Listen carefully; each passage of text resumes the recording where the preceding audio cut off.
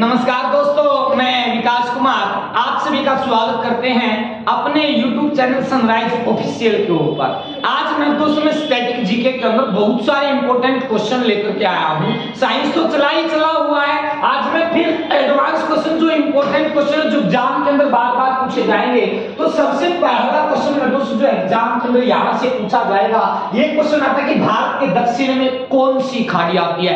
Exam के अंदर ऐसा क्वेश्चन कई बार आता है कि भारत के दक्षिण में कौन सी खाड़ी आती है, तो आंसर क्या लगा करके आओगे? बंगाल की खाड़ी आती है। तो इस बात में याद रखियो, भारत के दक्षिण में कौन सी खाड़ी पड़ा है? भारत के दक्षिण में बंगाल की खाड़ी पड़ा है। इसके बाद हमें याद रखना है मेरे दोस्त क्या, भारत के दक्षिण में कौन सा महासागर पड़ता है? तो भारत के दक्षिण में जो महासागर पड़ा उसका क्या नाम पड़ा है? हिंद महासागर पड़ता। तो यह बात भी याद रखनी है, भारत के दक्षिण में कौन सा महासागर पड़ता है? हिंद महासागर पड़ता है। इसके बाद क्वेश्चन नंबर 3 या प्रश्न नंबर 3 जो कहता है, क्या कहता है? अंडमान निकोबार द्वीप समूह कहां स्थित है?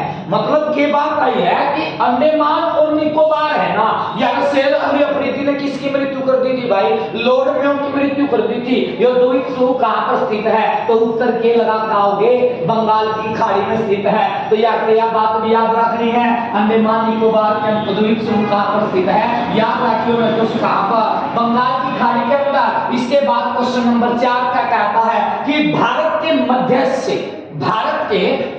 से होकर कौन सी रेखा गुजरती है? तो भारत के मध्य तक कौन सी रेखा गुजरा है? याद रखियो कर्क रेखा। और कर्क रेखा भारत के अंदर कितने राज्यों से होकर के गुजरती है? 8 राज्यों से। तो यहां से ये भी याद रखना है, भारत के मध्य से होकर कौन सी रेखा गुजरती है, तो आपको याद रखना है मेरे दोस्त, क्या याद रखना है? कर्क रेखा याद रखना है। इसके बाद जो सबसे ज्यादा इंपॉर्टेंट क्वेश्चन आता है, क्वेश्चन नंबर 5 एग्जाम के अंदर पूछा जाता है कि भारत का क्षेत्रफल विश्व के क्षेत्रफल का कितना प्रतिशत है? अगर यार क्वेश्चन आ जाना कि भारत का क्षेत्रफल विश्व के क्षेत्रफल का कितना प्रतिशत है, तो उत्तर के लगाता होगे?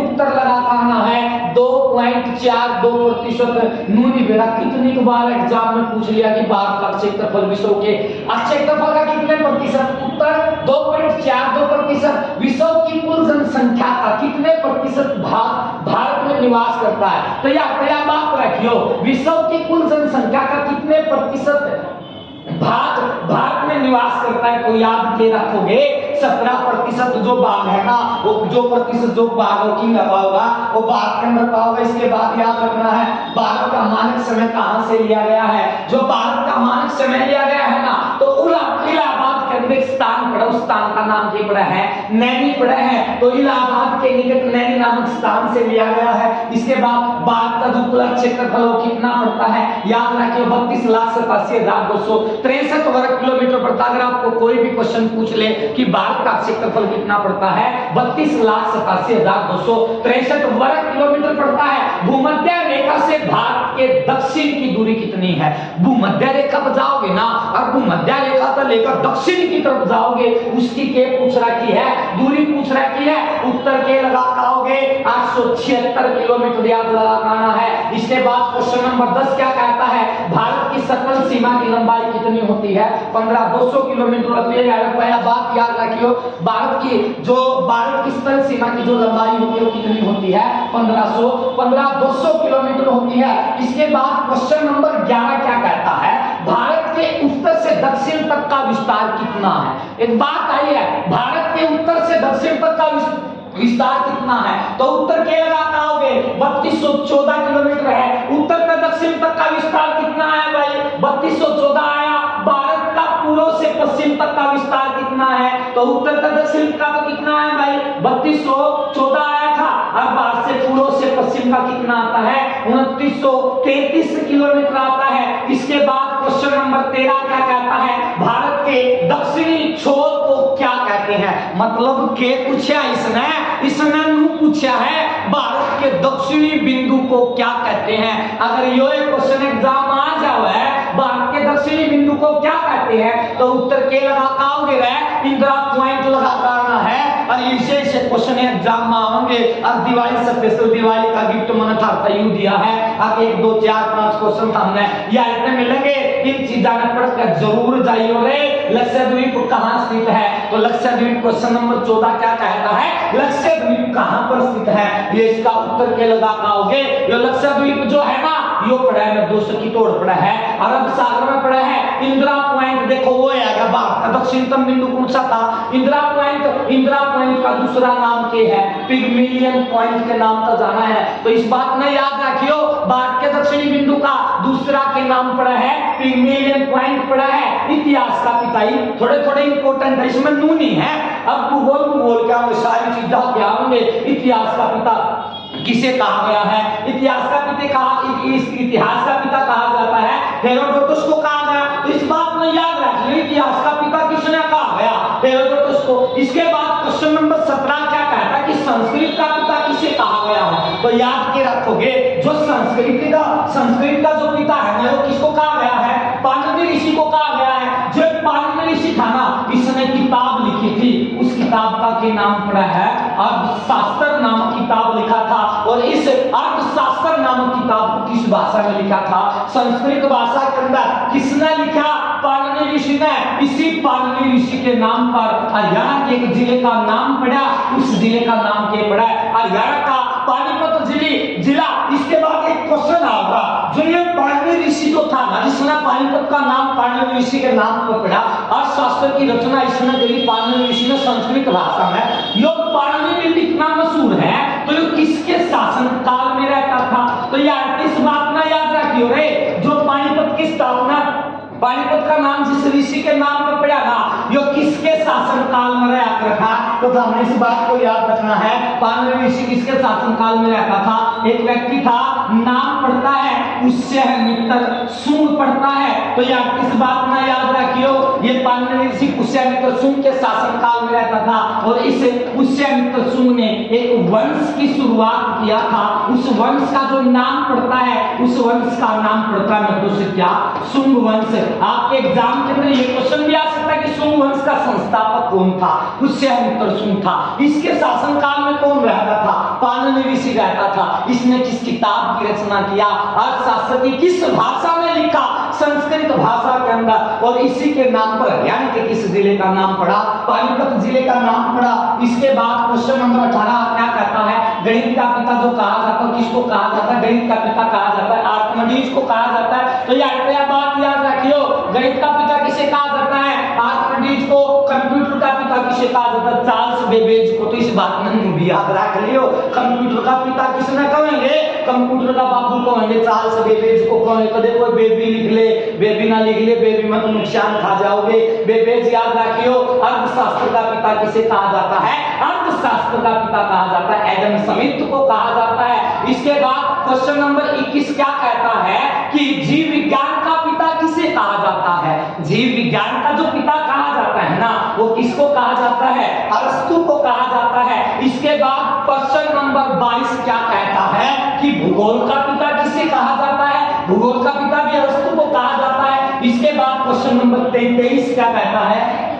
ये छोटी चीज तो हमारे याद है। इसके बाद याद रखियो, हिंदी साहित्य का जो पिता कहा जाता है, हिंदी साहित्य का पिता किसे कहा जाता है? तो याद रखना है भारतेंदु को कहा जाता है। हिंदू साहित्य का पिता किसे कहा जाता है? भारतेंदु को कहा जाता है। त्रिकोणमिति का पिता किसे कहा जाता है? हिप्पार्कस को कहा जाता है। तो याद रखना, त्रिकोणमिति का पिता किसे कहा जाता है? हिप्पार्कस को कहा जाता है। इंग्लिश ग्रामर का पिता किसे कहा जाता है? लीडर मूरे को कहा जाता है। तो यह भी याद रखनी है, इंग्लिश ग्रामर का पिता किसे कहा जाता है? लीडर मूरे को कहा जाता है। इसके बाद क्वेश्चन नंबर 26 क्या कहता है? होम्योपैथी का जो पिता कहा जाता है, होम्योपैथी का पिता किसे कहा जाता है? हेनिमेन को कहा जाता है। तो याद रखियो, होम्योपैथी का पिता किसे कहा जाता है? वो कहा जाता है हेनिमेन को कहा जाता है। इसके बाद प्रश्न नंबर 27 क्या आता है कि ग्लोब का जो आविष्कार किया था ना, वो ग्लोब का आविष्कार किसने किया? मार्टिन बिहेम ने किया था। तो इस बात में याद रख लियो रे, ग्लोब का आविष्कार किसने किया? मार्टिन था, और था, उसने क्या बना दिया? ग्लोब बना दिया। इसके इसके बाद कैमरा जिस तक फोटो ताजा कर रहा है मुनि बेला कौन सा आदमी किसा और उसने बढ़िया बनाने का आविष्कार जो कैमरे का आविष्कार करे ना किसने कराया जीन्स ने कराया था। बोले जीन याद रख लो तो जीन्स ने जीन्स नाम का एक व्यक्ति था इसने किसका आविष्कार कर दिया था कैमरे का आविष्कार। इसके बाद क्वेश्चन नंबर 29 क्या कहता है क्वेश्चन नंबर 29 कहता है कि प्रेस का आविष्कार किसने किया था। तो प्रेस का जो आविष्कार किया ना हेनरी सीले ने किया था। तो यार इस बात में याद रख लियो कि प्रेस का आविष्कार किसने किया था हेनरी सीले ने किया था। इसके बाद क्वेश्चन नंबर 30 क्या कहता है कि टेलीस्कोप का आविष्कार किसने किया था। तो टेलीस्कोप का जो आविष्कार किया था ना वो गैलीलियो ने किया था। तो यार यह बात याद रखनी है दोस्त टेलीस्कोप का आविष्कार किसने किया था गैलीलियो ने किया था। विद्युत बल्ब का आविष्कार किसने किया था थॉमस एडिसन ने किया था। तो विद्युत बल्ब का जो आविष्कार किया ना वो किसने किया था थॉमस एडिसन ने किया था। विद्युत पंखे का आविष्कार किसने किया पंखा है हवा दे रहा है। तो याद रखियो यह हवा देने किसकी वो है वह हिटलर की है। विद्युत पंखे का आविष्कार किसने किया था वह हिटलर ने। मोटर कार का कारा मांगा है ना मिशियालिया में उनका आविष्कार जो किया था ना हेनरी फोर्ड ने किया था। हवाई जहाज का आविष्कार किसने किया था राइटर थे बंधु राइटर बंधु। तो याद रखियो राइट बंधु ने किसका आविष्कार किया था हवाई जहाज का। साइकिल का पिता किसे कहा जाता है हाथ क्या लेना देखो जो हमारी से इतना कड़ी बढ़िया है क्या कर रही थी हमने उससे तो मुंह मोड़ लिया है सोनीपत में क्लच साइकिल थी बंद करवा देना हमारी छोटी छोटी बेवकूफियां की हो जाता है। घर गेला पहले साइकिल आ गई आज तो रेल चल रहे हैं मोटरसाइकिल चल रहा है। तो साइकिल ना भूलियो रे मेक मिलन को कहा जाता है। इसके बाद क्वेश्चन नंबर 36 क्या कहता है सिलाई मशीन जो छोरी के गांव में सब बढ़िया सिलाई मशीन लाना है ना हरियाणा में देख लियो जिसकी भी छोरी का गांव एक मम्मी में तो सिलाई मशीन पर लूंगी हमारे यार। तो सिलाई मशीन से क्या जाता है बाल को भारत में लाकर कराने तो लाकर। तो इस सिलाई मशीन का आविष्कार किसने किया था एलियास हावे ने किया था। तो याद रख लियो छोरियो एलियास हावे नाम का एक व्यक्ति था जिसने था इस प्रोडक्ट इस मशीन की शुरुआत करी थी। तो एलियास हावे का नाम बोलियो टेलीफोन जो सारा रगोज में है टेलीफोन का नाम में ना तो करूँ ना सोच रहे नोकिया का यो एमआई का यो वीवो का यो क्या का कुछ नहीं टेलीफोन ने याद रखियो। ग्रह बेल ने हमारा क्या कर दिया था ग्रह बेल ने हमारा नाश कर दिया हमारा सुकून छीन लिया हमारा भाईचारा छीन लिया किसने इस ग्रह बेल ने तो छीन लिया। इसके बाद क्वेश्चन नंबर 38 के जो है फाउंटेन पेन का आविष्कार किसने किया था फाउंटेन पेन का आविष्कार किया था मेरे दोस्त किसने वाटरमैन नाम के व्यक्ति ने किया था। इसके बाद क्वेश्चन नंबर 39 क्या कहता है कि टेलीविजन खत्म हो गया घर के लिया पहले चोरी नाटक देखा करो कि पवित्र रिश्ता कड़ा पवित्र रिश्ता देखा तो सांझ होने है ना इंस्टाग्राम देखा है वो इंस्टाग्राम ने हमारा था सब कुछ खत्म कर दिया। तो याद रखियो टेलीविजन का आविष्कार किसने किया था जेएल बेलाज ने किया था। कैलकुलेटर का आविष्कार किसने किया था इस कैलकुलेटर का बढ़िया प्रोग्राम के बुढ़े जोड़ना है बता देंगे उसका के है। तो याद रख लियो कैलकुलेटर का आविष्कार किसने किया था पास्कल ने किया था। भारत का सबसे बड़ा देखो जो 41 क्वेश्चन शुरू हुए हैं ना ये का नहीं इंपॉर्टेंट क्वेश्चन है और क्या है भारत का सबसे बड़ा इंडोर स्टेडियम कौन सा है। तो भारत का सबसे बड़ा जो इंडोर स्टेडियम है ना उसका नाम पड़ा इंदिरा गांधी इंडोर स्टेडियम पड़ा है नई दिल्ली में। याद रखियो रे भारत का सबसे बड़ा इंडोर स्टेडियम कौन सा है उसका नाम पड़ा है इंदिरा गांधी इंडोर स्टेडियम पड़ा है नई दिल्ली में। इसके बाद क्वेश्चन नंबर 42 के का है विश्व का सबसे ऊंचा क्रिकेट स्टेडियम कहां पर है विश्व का सबसे ऊंचा क्रिकेट स्टेडियम कहां पर है। तो उस क्रिकेट स्टेडियम का जो नाम पड़ा है ना वो नाम पड़ा है दोस्त के नाम पड़ा है लाहौर क्रिकेट स्टेडियम पड़ा है। वो पड़ा है हिमाचल प्रदेश के अंदर एक स्थान पड़ा है सिसु नाम का स्थान। तो देखो और कुछ लिख लो सुसु लिख लो ना लाहौर क्रिकेट स्टेडियम सिख पड़ा है हिमाचल प्रदेश के सिसु में पड़ा है। भारत का सबसे पुराना तथा दूसरा सबसे बड़ा क्रिकेट स्टेडियम कहां पर है उसका नाम पड़ा है ईडन गार्डन स्टेडियम पड़ा है। उसका क्या नाम है भारत का सबसे पुराना तथा दूसरा सबसे बड़ा क्रिकेट स्टेडियम है ईडन गार्डन स्टेडियम कोलकाता पश्चिम बंगाल के अंदर है। भारत का सबसे बड़ा और विश्व का सबसे बड़ा होकर भी इसके अंदर देखा है भाई भारत का सबसे बड़ा और विश्व का सबसे बड़ा हॉकी मैदान स्टेडियम कौन सा है बिरसा मुंडा स्टेडियम पड़ा है। अरे बिरसा मुंडा जो स्टेडियम है ना वो किस पड़ा है दोस्त वो पड़ा है राहुल गोला के अंदर पड़ा है। राहुल गोला जो पड़ा है ना वो की कहा होगा भाई जो राहुल गोला जो होगा भाई कहां है राहुल गोला बुद्ध इंटरनेशनल स्टेडियम राहुल गोला पड़ा उड़ीसा के अंदर। इसके बाद याद रखिए क्यों रहे? भारत का एकमात्र फॉर्मूला वन रेस का ट्रैक कौन सा है?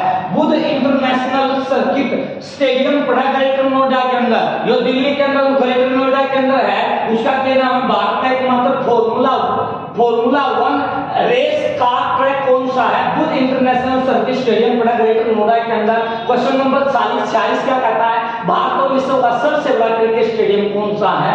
भारत और विश्व का सबसे बड़ा क्रिकेट स्टेडियम कौन सा है? नरेंद्र मोदी स्टेडियम पड़ा है अहमदाबाद गुजरात में, साबरमती नदी के तट पर पड़ा है।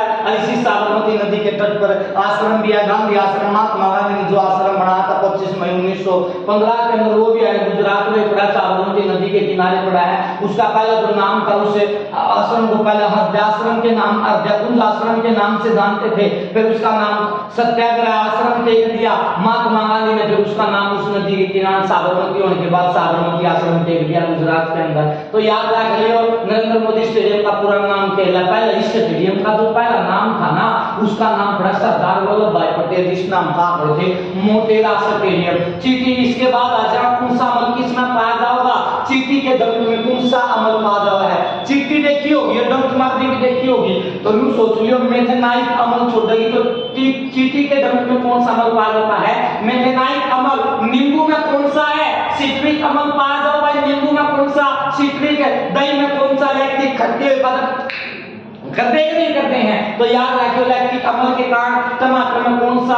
ऑक्सैलिक अम्ल पाया जाता है। इमली में कौन सा अम्ल? टार्ट्रिक अम्ल पाया जाता है। संतरे में कौन सा अम्ल पाया जाता है? सिट्रिक अम्ल। और सिरके में कौन सा अम्ल पाया जाता है? एसिटिक अम्ल। इसके बाद नेतल बिच्छू के डंक में कौन सा अम्ल पाया जाता है? मेथेनाइल अम्ल पाया जाता है।